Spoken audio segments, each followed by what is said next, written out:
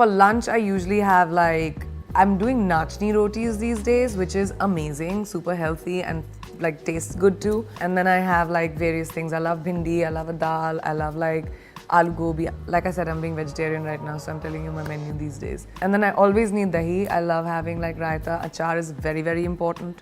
Salad's very important. Now when I'm in the US, I usually am not like a sandwich person. I don't like sandwiches, but I'll always do like a roast fish with like veggies. I love a good fresh salad. It's my favorite. Dinner is damn sad, but I always end up eating right before I go to bed, which is the worst thing to do. But dinner, I always start with a soup. I love having like a nice warm soup. And then same thing, what you have for lunch, I usually do for dinner. God, no, I can't rise early. I hate waking up early. I can stay up till 7 in the morning, but I don't wake me up early. Unless I'm working and I'm literally being paid to get up in the morning, I can't be bothered. My favorite cuisine is Indian, for sure. The time you feel like it, that's the best time to work out, because if you're not feeling like it, then you never will do it fully. Strict no-nos in my diet. Worms. Because I've tried them. It's a delicacy in many parts of the world. I decided not to do it ever again. Tequila. I think tequila is super healthy. Makhana, whenever I feel like eating munchies, I'm trying to do like, instead of popcorn, I'll go to a makhana. I'm a chaat hog. There it is. It's sitting right there. I just had chaat. I don't know if I'm Punjabi. I think Indians in general are foodies. So I don't know if it's specifically North Indian food, because I love South Indian food as well. My nani was Malayali, so fish curry and like curd rice and all of that is my jam as well. Dosas, that was my breakfast yesterday. My mommy makes the best egg dosas, so they're amazing. So I think I'm generally a foodie, like I'm a lover of food. So lifestyle changes, not having that much coffee. Like I used to have so much coffee. That's definitely helped. Hydration. That's something I never forget to drink water. I'm drinking water all the time, and to finish like at least like, my bottle is about this big, my water bottle that I have, I try and finish at least like 7 or 8 of them in a day. That's very important. So guys, that's all I eat in the day. It's not much, but it was great talking. Hi guys, this is Rakul and today I'll be telling you what I eat in a day.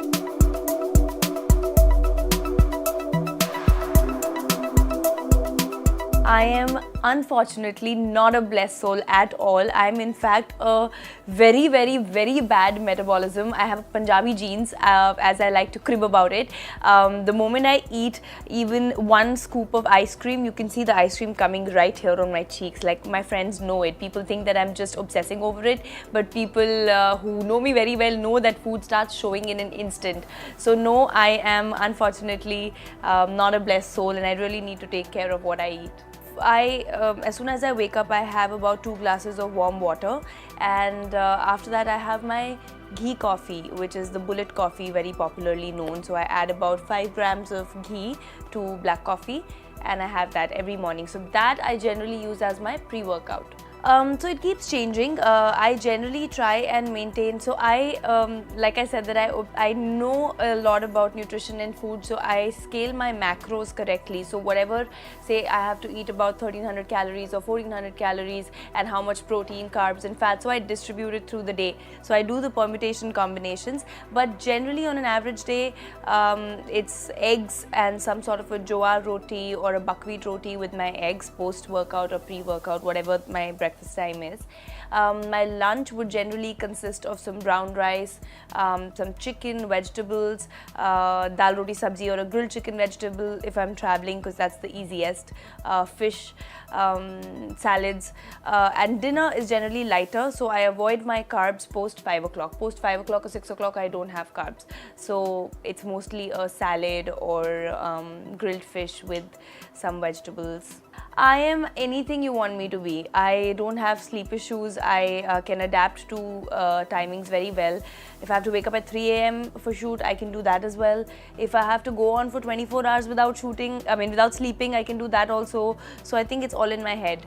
I personally prefer working out in the morning before I head for shoot. So even if I'm shooting, which is most of the days, I work out at around 5:36 in the morning, and then I head to set, because the stress is gone, you know, and in my head I know that I'm done with this major task of the day, and I feel good, you know, I feel energetic, I don't have any lethargy then. I don't have a pre-post as such, you know, I eat my meal timings as and when I feel hungry.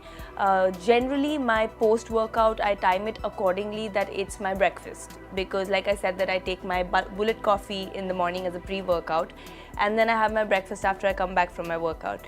And if I'm working out in the evening, then it's followed by my dinner. Actually, I am nobody to be saying how often it's okay to cheat, because for me, my mornings to be at 4 or 5 in the morning. It's the best time. The world stays out. From 4 to about 8, my phone stays away and I can be whatever I want. Rice, sambar, made by mom. Mornings, anytime. So when I'm back home and when I have my trainer, I make sure that I get a trainer, because otherwise I won't work out the way I do work out. I do get my workouts done from either 5 to 6 or 6 to 7 in the morning. So it's done and over with, so I don't have to worry about getting that in. Also, I don't quite like the idea of being sweaty and during the daytime. I do not dig cardio. I'm not a person who likes running on a treadmill. If I'm put on a road, I would love to go running. It just makes me feel like Phoebe Buffet, like, you know, I run like her. I just love it. But if I'm in a gym, I always go for my trainer, because I hate doing machines alone or free weights or functional training alone. When my trainer tells me what muscles work for which circuit, I really feel like my body changes well and I understand better. And I love the feeling of getting stronger and stronger when he gives me more weights, like more difficult things. I love it. I swear a lot. I scream a lot in the gym. I like it.